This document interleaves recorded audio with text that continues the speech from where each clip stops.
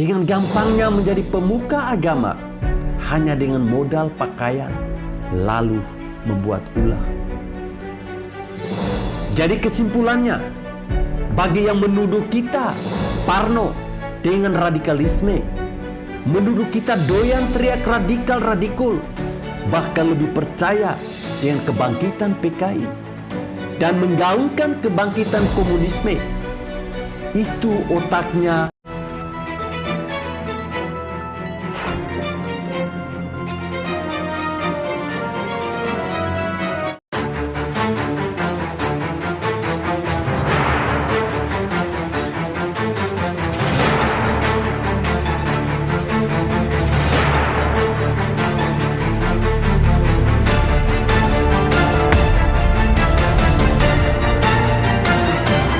Assalamualaikum warahmatullahi wabarakatuh. Salam, salve, Om Swastiastu, Namo Buddhaya, salam kebajikan.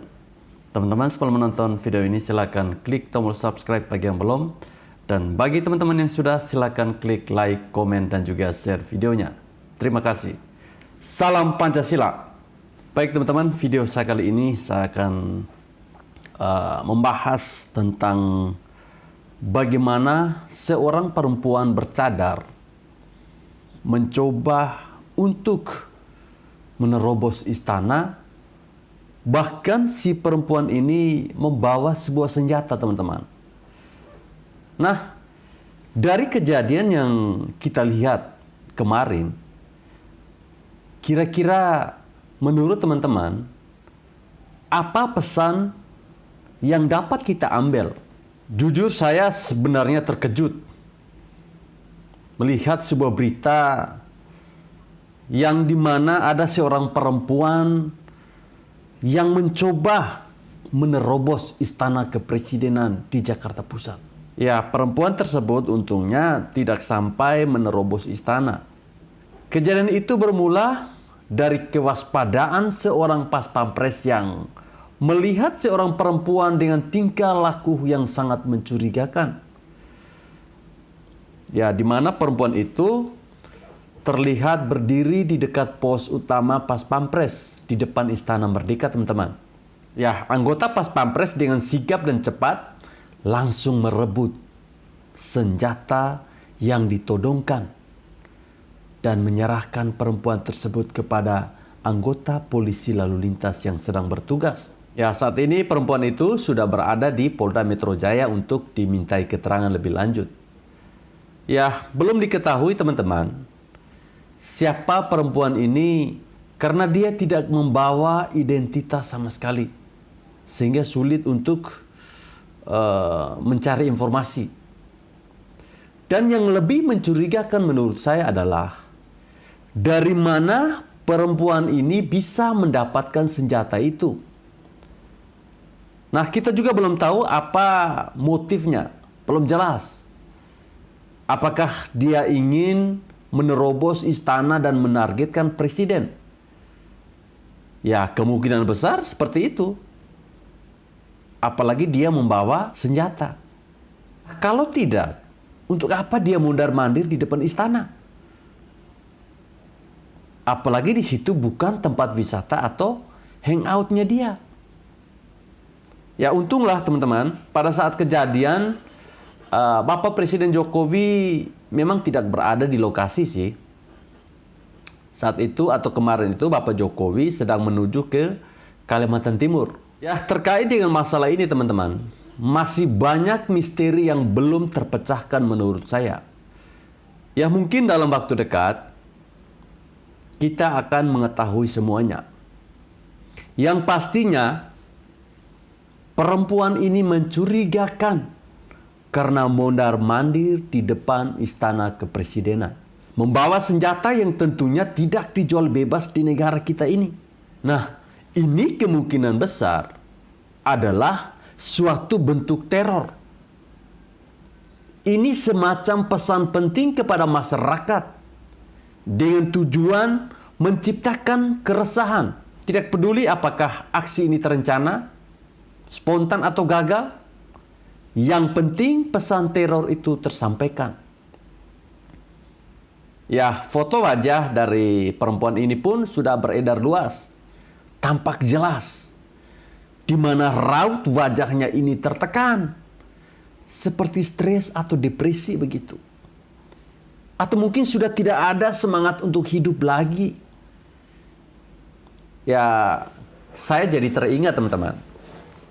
Dengan kelompok yang suka menyindir. Dengan kalimat radikul. Di mana mereka mengatakan bahwa negara ini aman-aman saja. Lalu yang menuduh kita ini parno. Dengan istilah radikal dan lain sebagainya.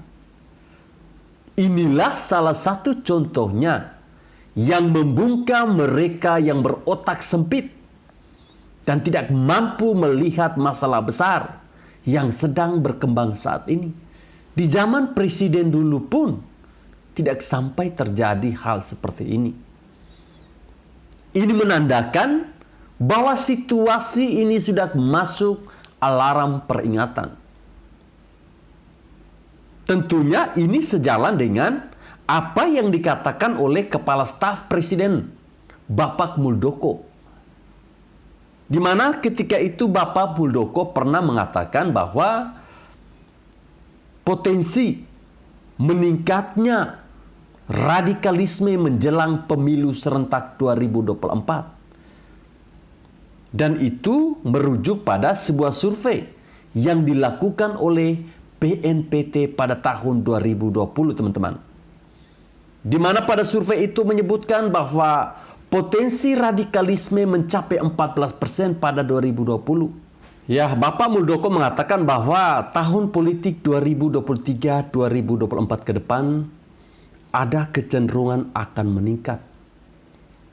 Bahwa kenaikan potensi radikalisme tersebut terjadi akibat politik identitas menjelang pemilu atau Pilpres 2024. Sehingga menurut saya, pemerintah perlu waspada dengan potensi di tahun politik ini. Ya, saya tentunya tidak heran teman-teman terkait dengan temuan ini. Apalagi ada satu capres munafik yang didukung oleh kelompok intoleran. Kelompok yang selama ini adalah parasit, sampah yang merusak negara kesatuan Republik Indonesia. Kelompok ini akan senang kalau capres itu menang. Mereka bakal semakin liar, makin berkembang, makin tidak terhentikan. Ya, sering kita mendengar, kalau orang ini menang, maka khilafah ditegakkan. Bahwa kalau orang ini menang, maka kelompok ini akan lebih leluasa mengobrak-abrik negara ini. Teman-teman tahu tidak? Radikalisme di negara ini tidak memakai cara frontal dan keras, tapi lebih menyusup ke berbagai instansi pendidikan dan pemerintahan. Pelan-pelan mereka menguasai. Disitulah awal mereka menguasai negara ini tanpa perlu memakai cara yang frontal. Belum lagi kita melihat pemuka agama yang seenaknya menyebarkan provokasi tanpa takut ditindak. Dengan gampangnya menjadi pemuka agama hanya dengan modal pakaian, lalu membuat ulah. Jadi kesimpulannya, bagi yang menuduh kita parno dengan radikalisme, menuduh kita doyan teriak radikal-radikul, bahkan lebih percaya dengan kebangkitan PKI, dan menggaungkan kebangkitan komunisme, itu otaknya tolong diperiksa dulu di bengkel mobil. Jadi apa yang dilakukan oleh si perempuan ini, saya lebih melihat bahwa orang ini sudah didoktrin habis-habisan. Kita melihat betapa raut wajahnya seperti ada rasa menyesal. Tetapi semuanya sudah terjadi. Baik teman-teman, saya kira sampai di sini video saya. Terima kasih bagi teman-teman yang sudah menonton video ini. Dan terima kasih bagi teman-teman yang masih tetap setia menonton channel ini. Jika dirasa video ini sangat bermanfaat, silahkan di-share sebanyak-banyaknya. Terima kasih.